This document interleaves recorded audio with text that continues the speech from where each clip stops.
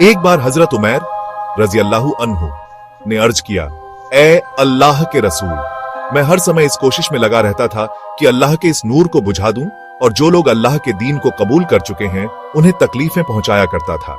अब मेरी आपसे दरख्वास्त है कि आप मुझे मक्का जाने की इजाजत दें ताकि मैं वहां के लोगों को अल्लाह की तरफ बुलाऊं और इस्लाम की दावत दूं।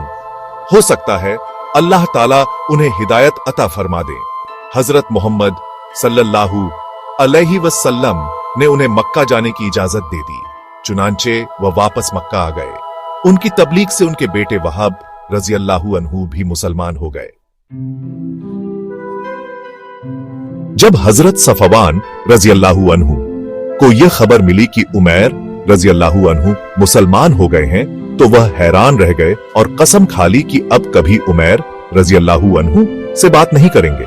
अपने घर वालों को दीन की दावत देने के बाद उमैर रजी अल्लाहु अन्हु सफवान रजी अल्लाहु अन्हु के पास आए और पुकार कर कहा, ए सफवान, तुम हमारे सरदारों में से एक सरदार हो।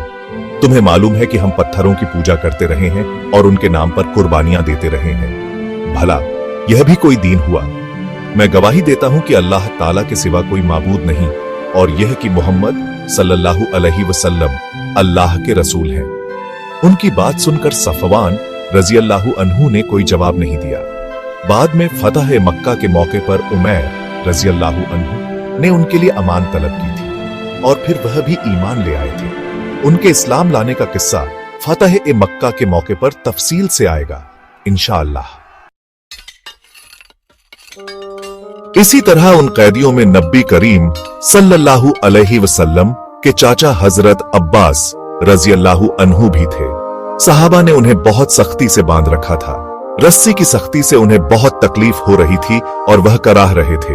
उनकी इस तकलीफ की वजह से हजरत मोहम्मद सल्लल्लाहु अलैहि वसल्लम भी पूरी रात बेचैन रहे।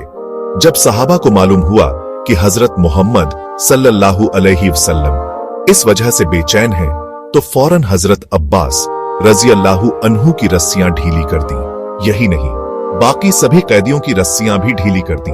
फिर उन्होंने अपना फिद्या अदा किया और रिहा हो गए। इसी मौके पर हजरत अब्बास रजी अल्लाहु अन्हु मुसलमान हो गए थे, मगर उन्होंने मक्का वालों से अपना मुसलमान होना छुपा कर रखा। कैदियों में एक कैदी अबू अज्जा जुमही भी था। उसने हजरत मोहम्मद सल्लल्लाहु अलैहि वसल्लम से इल्तिजा की, ए अल्लाह के रसूल, मैं बाल बच्चों वाला आदमी हूं और खुद बहुत जरूरतमंद हूं। मैं फिद्या नहीं अदा कर सकता, मुझ पर रहम फरमाएं।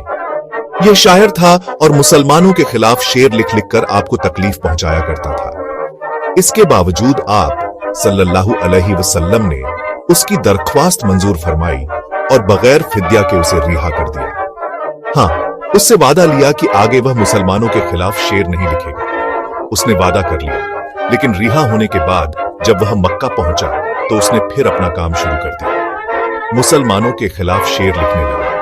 वह मक्का के मुशरिकों से कहा करता था, मैंने मोहम्मद पर जादू कर दिया था, इसलिए उन्होंने मुझे बगैर फिद्या के रिहा कर दिया। अगले साल यह शख्स गज़वा उहद के मौके पर काफिरों के लश्कर में शामिल हुआ और अपने शेरों से काफिरों को जोश दिलाता रहा। इसी लड़ाई में यह कत्ल हुआ। बद्र की फतह की खबर शाह ए हबशा तक पहुंची तो वह बहुत खुश हुए। हजरत जाफर रजी अल्लाहु अन्हु और कुछ दूसरे मुसलमान उस वक्त तक हबशा में ही थे।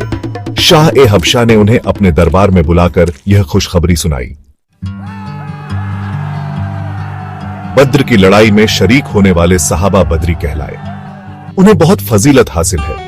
हजरत अबू हुरैरा रजी अल्लाहु अन्हु से रिवायत है कि हजरत मोहम्मद सल्लल्लाहु अलैहि वसल्लम ने इरशाद फरमाया, अल्लाह ताला ने असहाब ए बद्र पर अपना खास फजल व करम फरमाया है और उनसे कह दिया है कि जो चाहो करो, मैं तुम्हारे गुनाह माफ कर चुका हूं। या यह फरमाया कि तुम्हारे लिए जन्नत वाजिब हो चुकी है।